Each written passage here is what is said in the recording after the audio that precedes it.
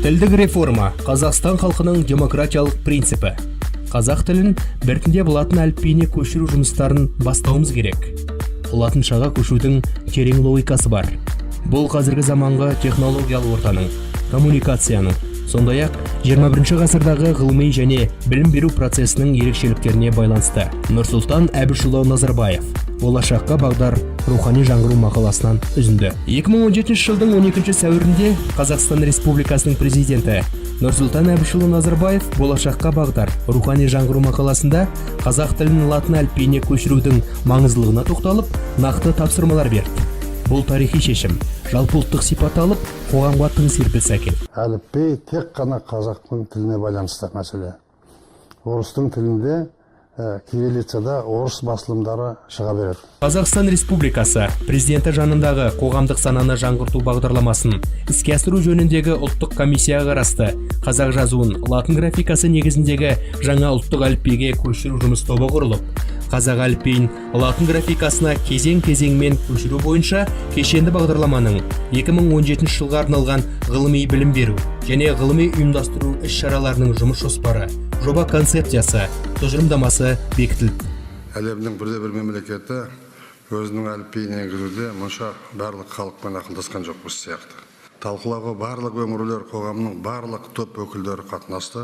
Жұмыс тобы мүшелері мен шетелдік сарапшылардың қатысуымен Қазақстанның 14 облысы, Алматы мен Астана қалаларында және латын әліпбиі бойынша тәжірибе алмасу бағытында Әзербайжан, Франция, Қырғызстан, Түркия елдерінде ғылыми теориялық конференция, дөңгелек үстел, семинар, вебинарлар ұйымдастырылып, 2017 жылдың сәуірі мен 2018 жылдың сәуірі аралығында институт мамандары баспасөз ақпарат құралдарында, оның ішінде газет, журнал, телеарна, интернет порталдарда 1000-нан астам сұхбат беріп, мерзімді баспасөз беттерінде ақпараттық ғылыми танымдық шолу мақалалар жариялады. Әлеуметтік желілерде 3000-нан астам мазмұнды жазба жарық көрді.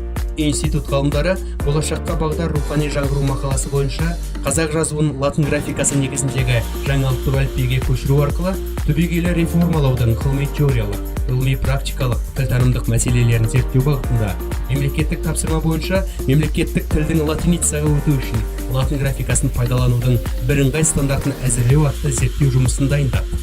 Нәтижесінде жаңа ұлттық әліпби, қазақ жазуын жаңғырту, ақпараттық медиа кеңістіктегі материалдар, 20 ғасыр басындағы латын әліпбиінің қазақ әдеби тілінің дамуындағы орны, жаңа ұлттық әліпби, қазақ жазуын жаңғырту, ғылыми тілтанымдық зерттеу, қазақ тілі әліпбиін латын графикасына көшіруді стратегиялық жоспарлау, қазақ жазуын латын қарпіне көшірудің статистикалық негіздері атты іргелі зерттеу еңбектерін дайындап, интернет порталдарға, электронды кітапханаға орналастырылды.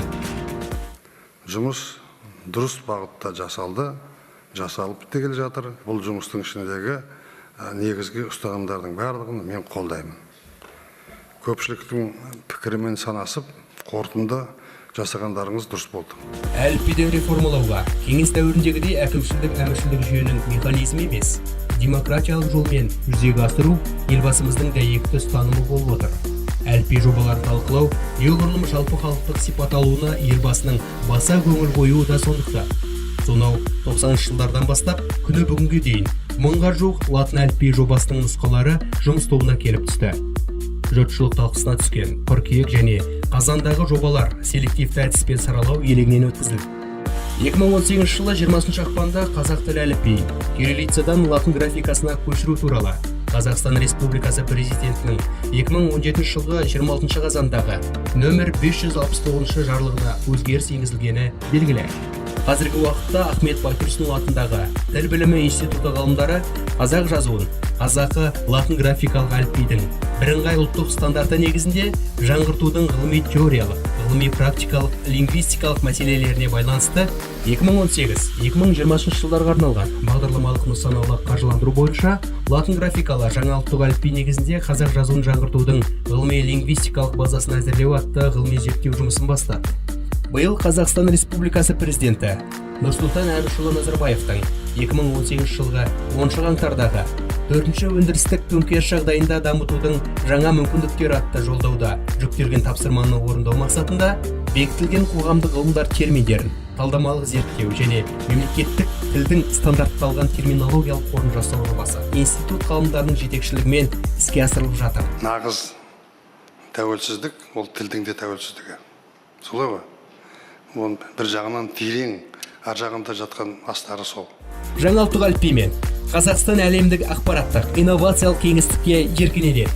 32 әріппен жазуды меңгеру оңай болады. Түркі әлемі мен Қазақстанның байланысы күшейеді. Кірме әріптерден арылып, кірме сөздер қазақ тілінің әуезіне икемделіп жазылады. Қазіргі қазақ тілінің қосамжар орфографиясы мен орфоэпиясының проблемасы шешіліп, ұлттық сипаттағы жазу жүйесі қалыптасады. Бар қазақтың басы бірге.